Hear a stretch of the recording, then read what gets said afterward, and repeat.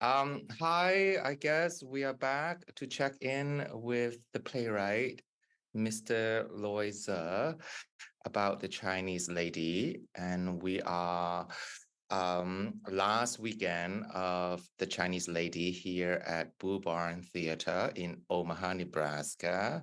So we just want to do a follow-up and check up with the cast and the playwright. Um, I don't really know what exactly we are talking about, but let's just start with checking in with the actors. How do you feel so far about the process performing the play here in Omaha, Nebraska? Yeah, sure. I'll start with being from Omaha and growing up here and everything. I think the audience. I wasn't sure how the audience would really react to a show like this, right? Directed by an Asian director and featuring two Asian actors. Um, it's something that a lot of people in Omaha have not seen before. And so it's been really interesting to get their feedback because I was just telling Lloyd before this meeting started, everyone's been really, really positive and engaged. Whether, we have a full house or we have some, a little less than a full house. Everybody's been really, really engaged with the show. And so that's I I'm really liking that. For me, not being just being an actor at large around the world, um, I don't know that I can tell you what's different for me for being an Omaha audience. It's really just about the experience with the audience for me, particularly in this piece and the intimacy of the space that we're in, which is where Jimmy is being filmed now, is very intimate. So it's so great once the audience got added to the mix because I'm talking to them. Till then, it was all just uh, a performance, right? And what's really great is when it becomes a representative of that and becomes a conversation in the room, which is kind of a hard thing to achieve. And in general, in any theater town, I think you go to. But it's very interesting to see or to feel the audience sort of shift gears as we kind of go from representation to sort of commenting on uh, what we're doing at the same time of literally pulling the curtain back and pulling the curtain back. And as you can tell, since we have the frames, we're playing a lot of different frames. And you can only do that when you have an audience in the room. And it's been one of the more gratifying experiences for me theatrically because I've never been in a role that vectored so closely to me. And in our production, we're actually sort of merging Afong Moy and Lisa Tejero towards the very end. That I become a representative of her, not just theatrically, but then in a larger sense of culturally in the world and in time. Blah, blah, blah, ramble, ramble, ramble, said she. Lloyd, do you have since the show has been going around the country for almost two years now, right? Um, any favorite stories from other theater or any favorite moment that all the actors shared with you from the past production that kind of stay in your mind or Or questions. yeah. Yeah, I can't say I have a favorite. I would say that the thing that the recurring thing that feels really gratifying is what Lisa just said, that it feels like there's a convergence between the actor and the role. Like the play is written to be personalized, to feel like it's an act of conjuring a historical figure who is impossible to conjure.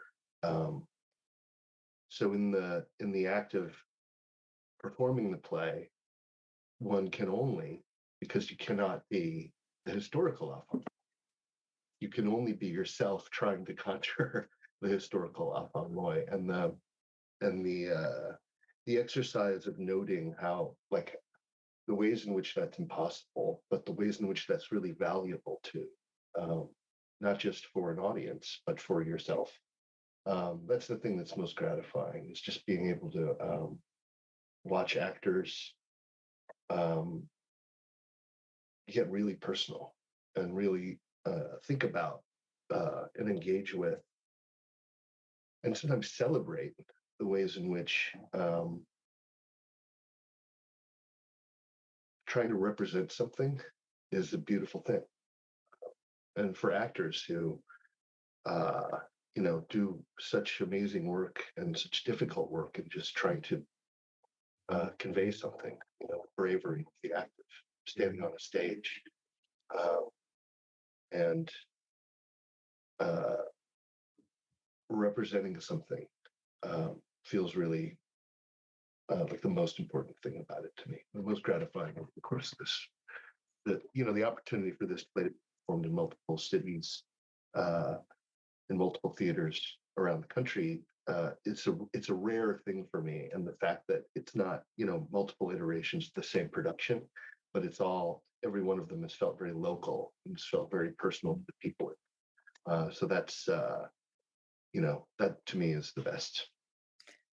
How many productions have you actually physically seen of That's this? the interesting. I tried to count at one point, but it gets so messy because there are productions where it's like many things are similar, but things are different, and but a few things are different. I don't know if you count once or twice or three times. And then because it straddled the pandemic, there are some that I saw like virtual or partially virtual productions of. So it's really difficult to get a real count. But I would say about 8 or 9. Yeah.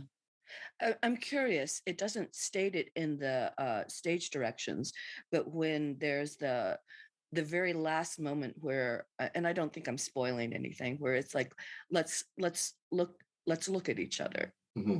Uh, do all the audiences turn the house lights up? No, it depends. It's an interesting question about like whether that's possible or not. Like it's a choice to say, let's look at each other, and it's a choice to say, but you can't. Right, right. You want to, but it's not possible. So yeah, I've seen productions where the house lights do come up, and there is an opportunity to engage, and there's potentially something very beautiful about that. But if you say, let's look at each other, and the lights get darker, Yeah. and you feel like you feel like the impossibility of it. And I guess it's a choice as to which feels right in that moment to that company, to that audience, Yeah. to that moment in time. Which of those feels like the correct choice?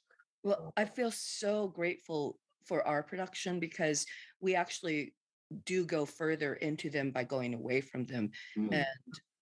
And we've told you like what our very final moment is, right? That I don't think we would tell him, but by all means, please tell him. so towards the end, I actually step out of the frame, and if we take the time, and so I'm actually sitting on the frame as opposed to the chair where we say, where it's the repeat. I sit, I don't move. They come in, they look at each other, and then so I'm actually merging the room and the theater at that point. I'm sitting Yeah. on the very edge of the frame, and then the lights come up, and they're always, and it's such a beautiful, tight space, intimate Yeah. space, that they really do it. It's like that we're really in it. And then it gets to a point where it's almost uncomfortable. And then I say, can you see me? And I stand. And at the very, as I do that, the drop behind Jimmy, the blue kabuki drop, Yeah. drops down. So then we open the room from the back, and there's a small ramp that's maybe 15 feet. And then the theater features are the features of the room of the theater are these beautiful blue doors, blue from the outside, that slowly open, and the outside is Wow. visible. And then I turn and I walk out of the room the other way. So we're really we're literally releasing her into the world. So we're letting her out of the box, metaphorically, in the form of me. So it becomes another frame on a frame, and the audience kind of loses their mind at that time. And then I have to race back for curtain call. But and it's really, Yeah. it's hopefully we'll be able to get a shot of it for you to see. But the way the hill is at the back too, it's like a patio, a few stairs, and then the hill that, and a few trees that are there. And Blue Barn has them, just generally has them with blue lights. So it's this beautiful sort of magical real world. And even when we do it during the day, it's, what I wasn't expecting is I'm watching them, and when the doors open, I see the sunlight on their face, and they Wow. reveal to me, and it's this other Yeah. meta theatrical moment for me that is just constantly, like, I've never experienced anything in it in 40 years and over 100 productions Mm. and thousands of performances I've done, to have that rare opportunity to share that magic with, a core of people in the room that you work towards for 90 minutes, and you go there, and it's really very special. Oh, I'm so glad you said that. Yeah, I mean, that sounds like amazing. I love this idea of seeing the outside world in the distance, and like especially the thing you Yeah. said about, because I think that yes, like that moment, of course I thought about like the audience's opportunity, like as an opportunity for an audience to really sit and really carefully consider what they're looking at. But even more than that, like the part of it that is maybe less obvious, it's an opportunity for you to have that. So the fact that you're able to note that, like the way the sunlight hits the audience, it's like that to me is the uh like based on everything I was saying before about the ways Netka personalizes, I want it to be provide those moments for you. But it's also like this moment for you to sit, to take the time to consider who's looking at you Yeah. and the way you look at them, like how are you, like that you gaze, like whatever that the thing about the gaze, that you have an opportunity to gaze back and Yeah. find value. And now they're in my room as I Totally. actually leave the theater, Yeah. and it really depends on, like, that moment has a lot of shiftiness, as if if a plane goes by, if a golf cart with lights go by, uh, or we had one where thunder. People Mm, asked how we timed that. It was like, yeah. you don't time that. You just, because I was leaving, and then literally I hit the very steps, and the thunder went poof, and the audience, I could hear them way behind me kind of go, oh. And Yeah. I couldn't see what they were seeing, but I could feel it in terms of uh, just the thunderstorm I was walking into. Yeah. It was always pleasing for me at that moment, or right before that moment, because we test out when the house light would come on. Some at the beginning of the run, we turn it on a little bit later, but then I think Lisa turned, the gesture become a little bit earlier, and right around let's look at each other, and the house light is already kind of on, and you can see the audience actually not only looking at her, let's look at each other this way, but look at each other this way, and they look at each other, and they kind of sometimes they even like shake each other's hand in the audience, and I was like, that's the Nebraska nice in a way, that they're like, they're like, oh, Yeah. we love each other. And then the final moment hits, and then they go, so that's always pleasing and gratifying for me as a director. Nice. Okay. Okay. Jimmy, do you have any question for Loy, or if you have any? I just I'm discovering a tongue more and more every day, even as we get deeper and deeper into the run, and I'm it's at a place where I'm really really comfortable, because at first, while we were rehearsing my character, it's just like you were saying, Lloyd. It's such a challenge. It's such a gratifying challenge to breathe life into these historical figures, but especially with the tongue. Um, there's barely anything written on it, both of these characters, but I just loved how I'm this play forces me to delve into my experience living in Omaha, living in the Midwest, and in predominantly like going to predominantly white theaters and having to do this and never having to fully look at myself in this way. So his dream was really something that I felt like I was kind of like wading in water with for the longest time.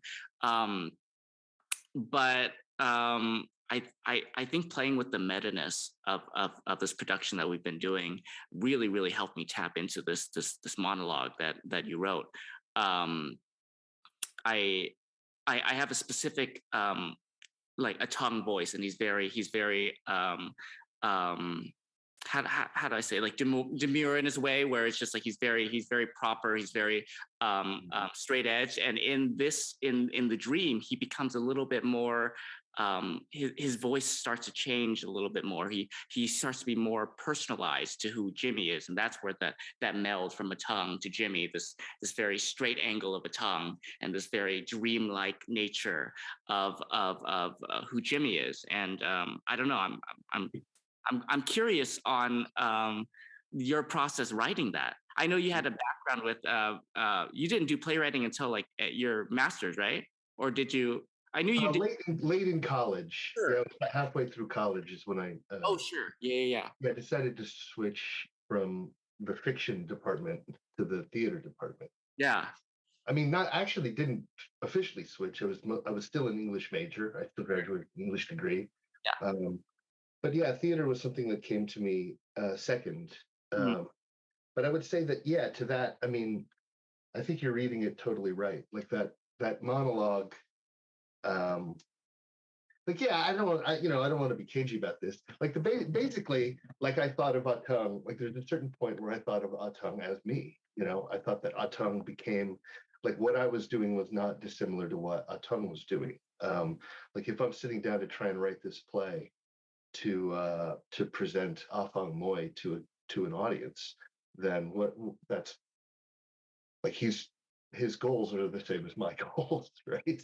And there's a perspective on that, which is like, how do I do that outwardly, and what is my secret agenda here? Like, what do I really want, and how is it personal to me?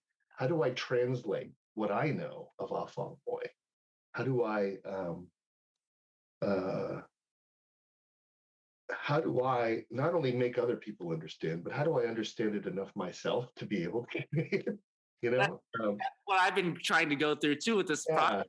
How do I tap into this, like myself, so I can show it to everyone else? It's While also knowing this is not about me. right. About her, right? So how do I do that? And I think that's what's so appealing to me, Loy, is that that's in the DNA of the script.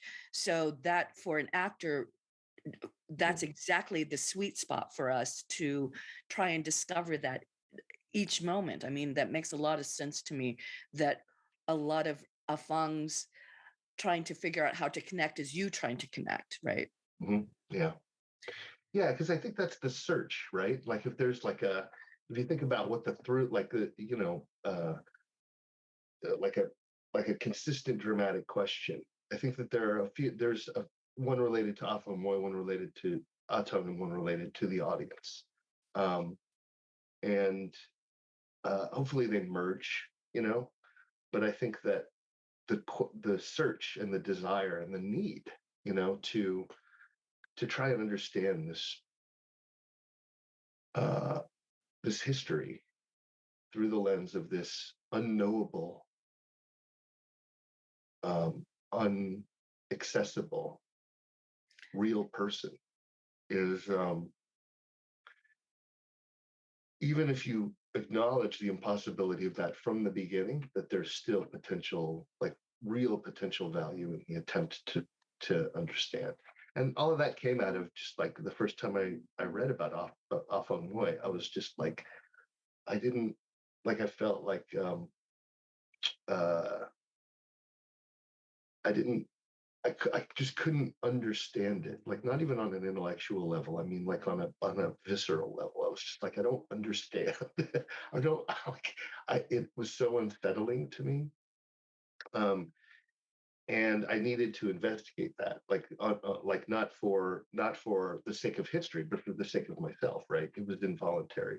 It was like I had a wound that I had to heal, and I felt like the act of doing that um, was as much about uh, um,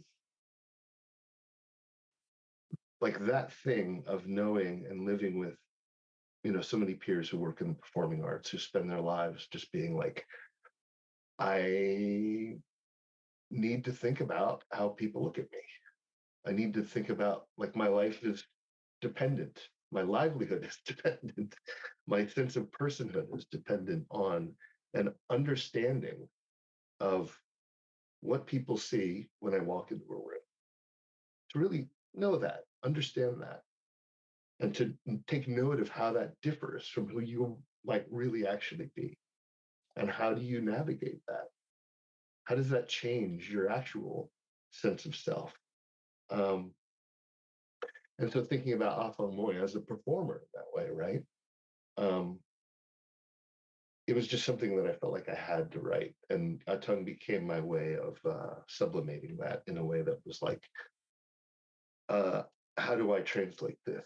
And how do I make it mine without, how do I make it, not make it mine, but how do I make it personal without making it about me? Mm. Yeah. How long was the process from research? I mean, the funny thing about this is like there's only one book that written about quote unquote the Chinese lady.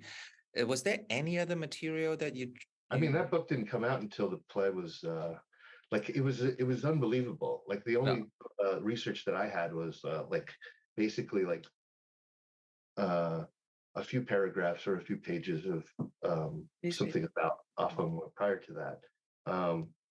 And then that book, the Nancy Davis book, that came out like while we were in rehearsals at Barrington. Like she wrote to me and she was like, "Hey, yeah, Afong Moy, oh my God, we should talk." So we ended up talking, and there were a couple of things, like a couple of details that she uncovered in her research that ultimately did become useful in the text of the play.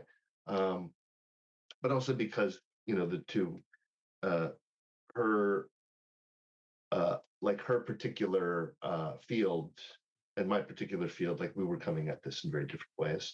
Um, but it was a beautiful symmetry to the fact that those were happening at the same time. But it wasn't something that I had available to me while I was writing the play. Like it was like she was like that sense of being unknowable and being forgotten was so profound while I was doing that first draft of writing.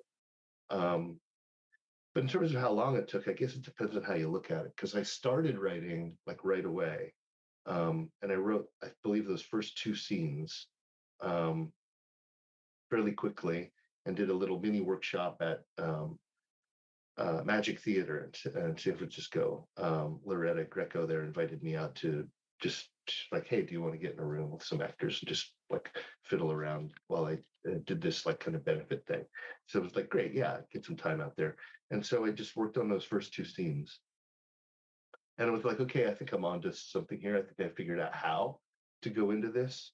But I hit a certain point in the writing of it where she was completely lost. Like basically after scene four, like after scene four, I was like, I don't know where to go from here because I don't want to be in the position of just like making stuff up. I don't want to be in the position of, like I didn't know what to do. So I put it away for a while. Like it was a decent amount of time where I just like, I don't know what to do. So I need some distance. So I put it away.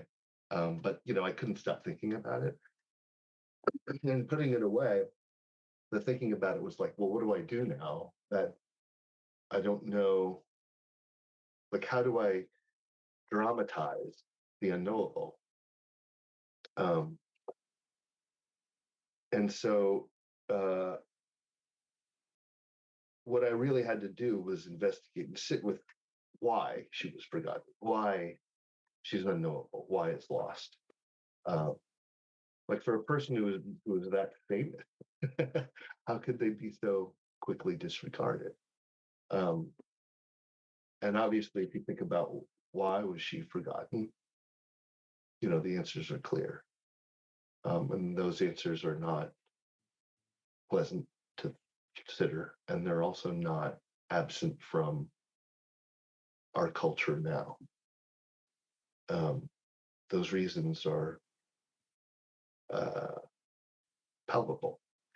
And so I was only able to finish the play after I sat with and thought about and made it about why she was missing from us, why she was impossible and unknowable, made it about that absence and about the desire to try and fill it, like our collective desire.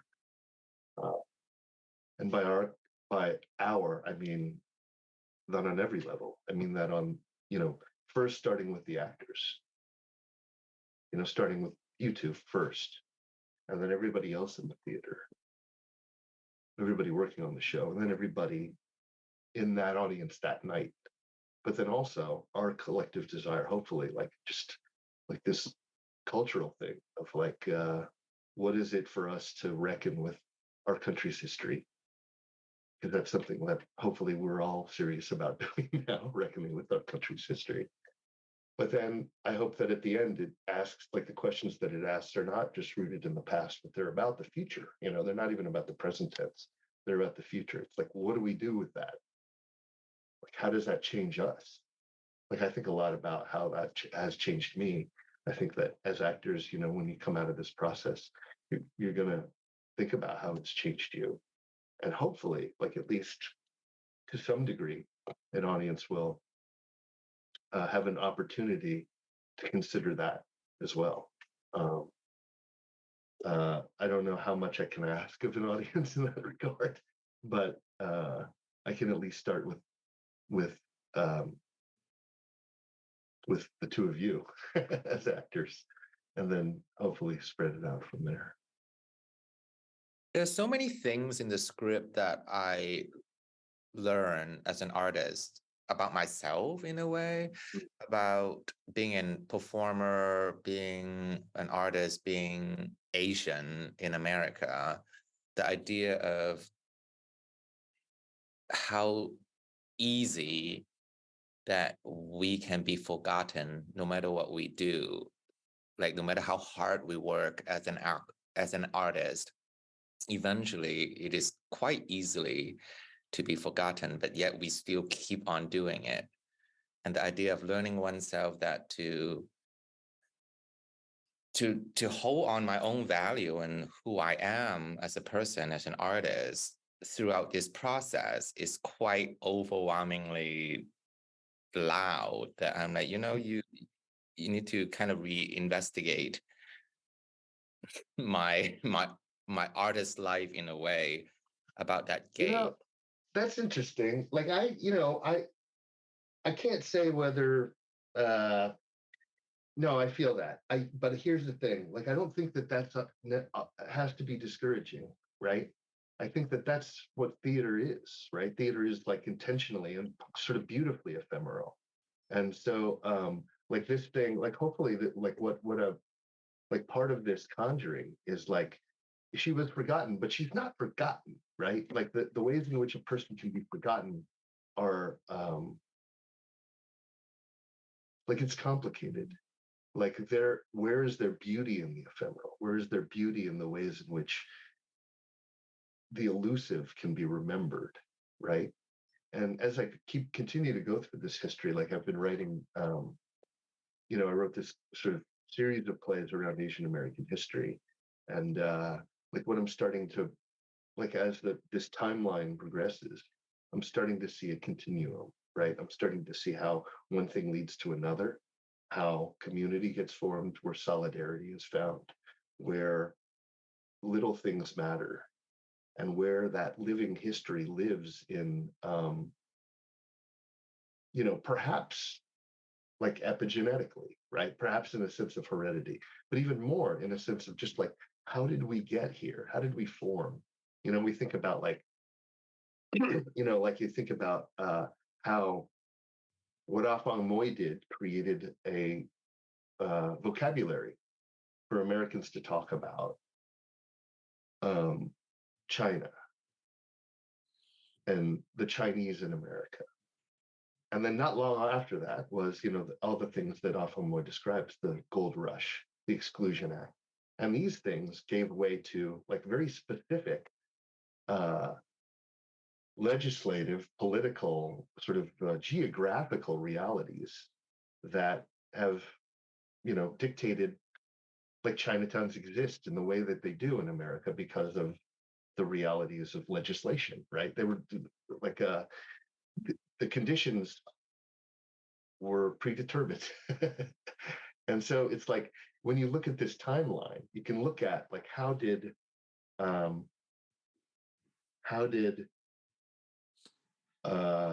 each of these steps influence, how did they live in that?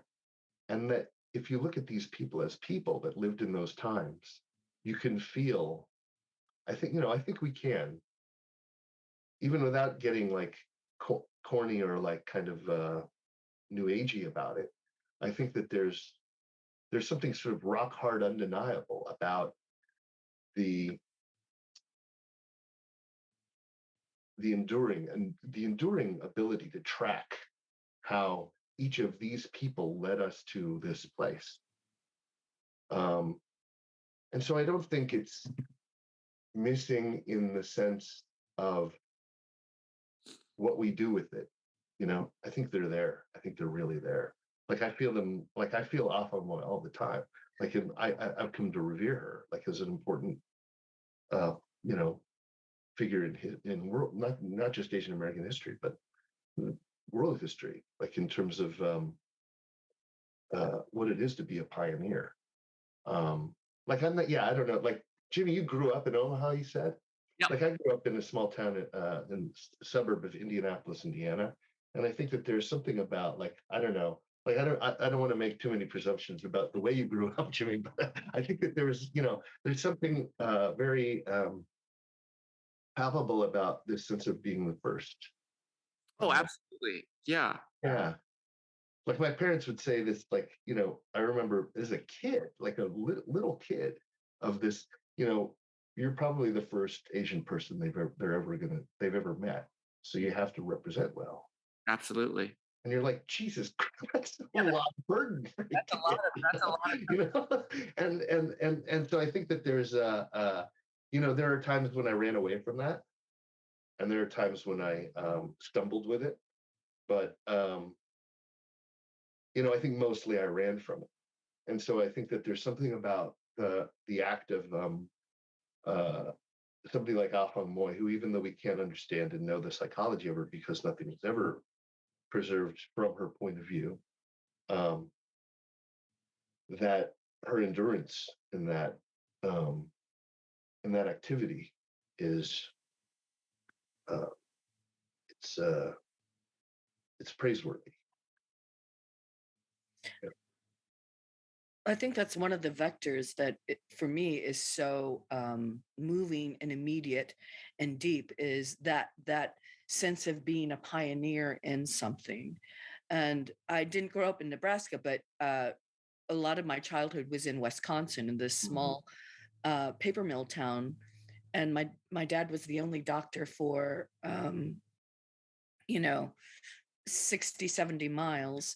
And because my mother's from Virginia, my father's from the Philippines, and his father's from China, he was the only Asian it was just the two of us.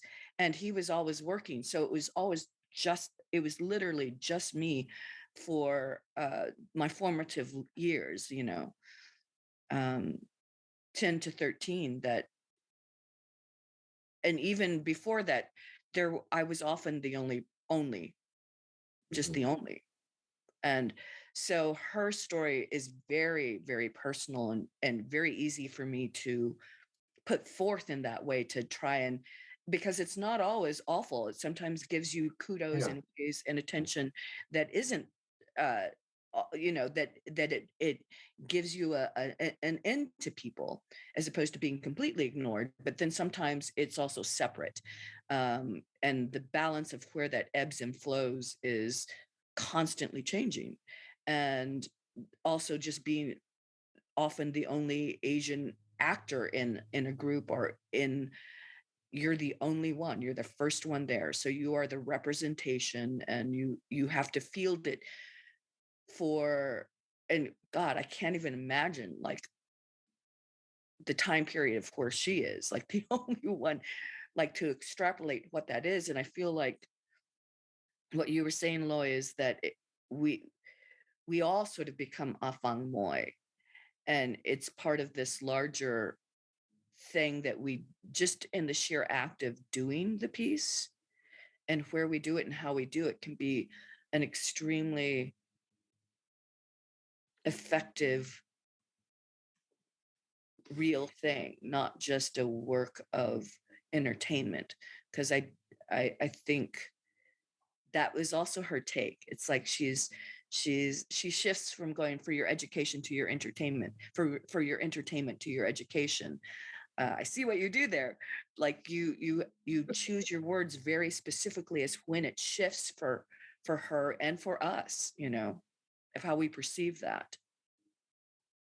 I have a question for you. Uh, are you also a poet? Do you write? Have you dabbled there? Not for a while. No.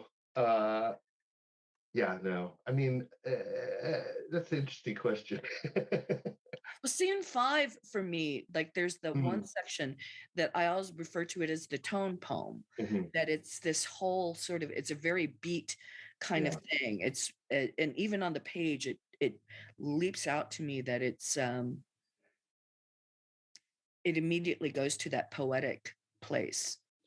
Yeah, I mean, I think that the form of it becomes fractured because, like, I don't know. I try to.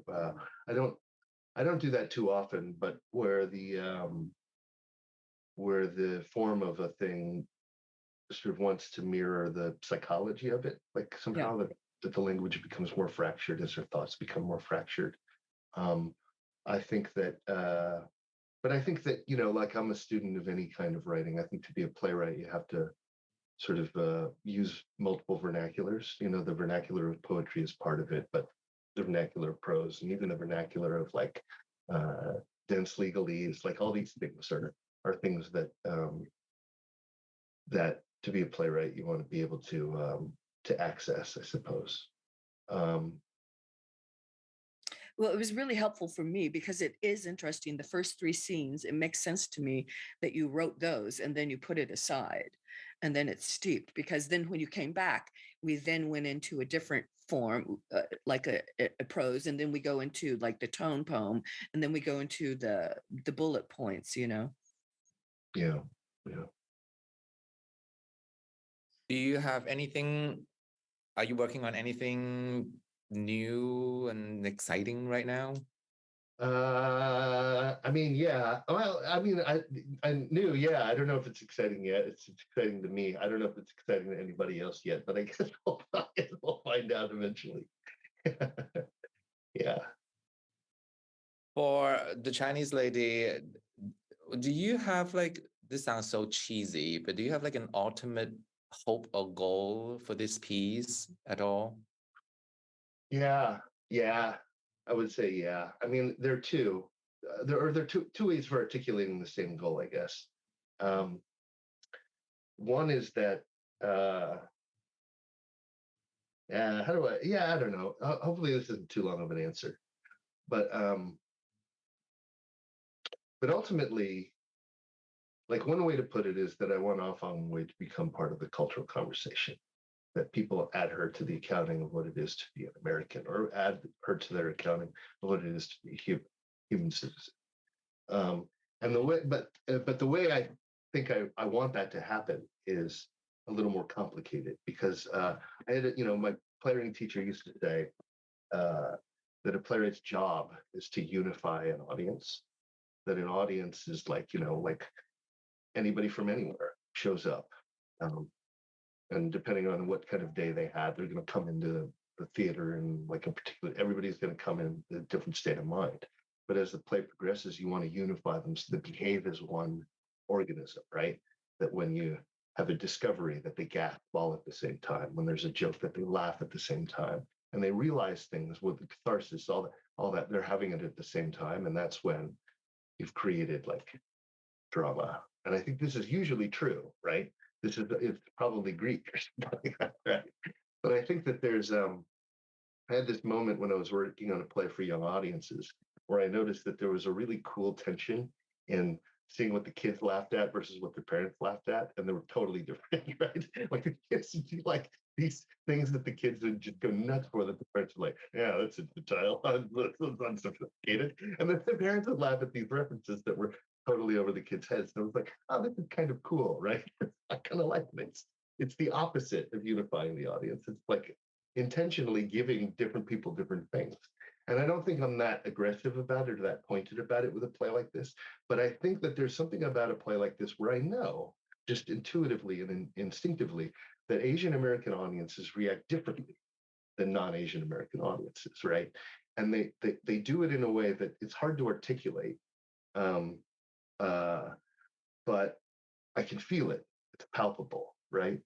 The ways in which somebody is speaking to you versus how somebody is speaking for you has something to do with it. And then, so because of that, and because it does create this sense of like, oh, hey, we're going to be ourselves for a minute here, not just you as actors, but as an audience, like, I want you to be yourself. Like at first, I want you to be a 19th century audience. I want you to imagine that of yourself. But then I want you to be you for a minute, right? It's like almost inviting them to be individual, which is the total opposite of this thing of unifying the audience. It's like fracturing them, not even into groups, but fracturing them to the individual level. Like, I want you to think about your life, right? I want you as an audience member, not as an audience, but you as an audience member to think about your relationship to history, right? And so on that level, I think that, yes, I want people to add Afong Moy to their accounting, but I want them to do it on a personal level. I don't want them to do it on the level of like, oh, I learned about this person in history once, and that's interesting. But I want them to do it on the level of like, I learned about this person in history that reminds me of blank, reminds me of my aunt, or reminds me of my great-great-grandfather's story, or, or that reminds me of when I came to America, just all those things. For that time. It's in your, you Yeah. say it, you write it, you say, I share it with you, I share this story with you in hopes that you might recognize some part of it as your own. It's very beautiful. Yeah, and so I hope that that's my goal with the play, that it reaches people on that personal level, or like not. I know, like, and I've watched, and I know that there are some people, in some audiences who are just like, for whatever reason, they're not interested in that, and because I've written a play that does not unify an audience, but kind of breaks them down into an individual level. I'm sort of like, that's okay. It's almost like I want, as long as if there's somebody who is, then it's working. If there's anybody who is, it's working. Even if that anybody is only the two of you actors on that night, then it's working. Well, we're almost at time, but I do think that it works because many of our friends and many of our audience actually do say, with the immediate reaction, usually like, I have to Google who Afong Moy is. I need to learn more about her. So, which is checkbox number one that we accomplish.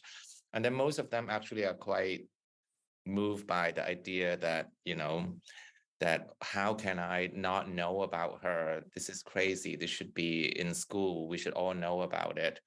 And then, or about any of the history, actually.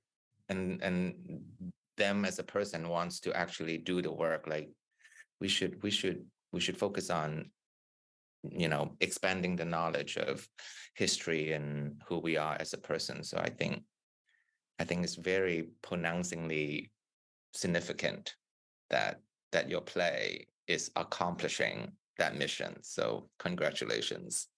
Oh, thanks so much. Great, like really wonderful to hear that.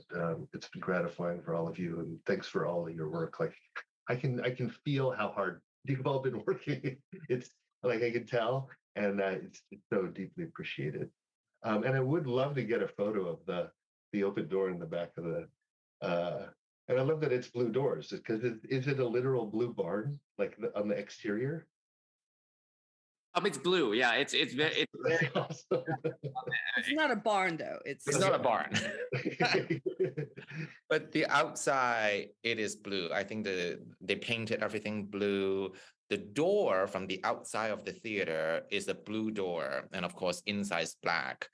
Awesome. And all the lights out there are blue. So when she walked out, there's a blue haze or there's lights all over. That's the only color you're really picking up on is So it's Sounds amazing. Yep. Okay.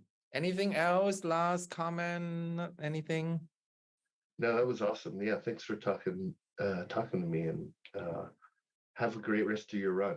It's wonderful to be in conversation with all of you.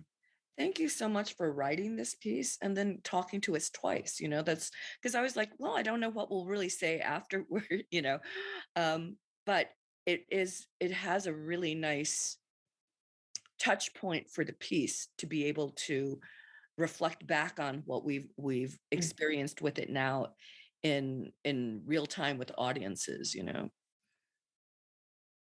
and to share that back, to reflect that back to you. Well, thank you. Thank you so much. And I will this is the end of the conversation where it will be broadcast, I guess. And so yeah, that's that. That's the presentation of it. So thank you so much. All of you. I'll hope to see you again soon. Yep.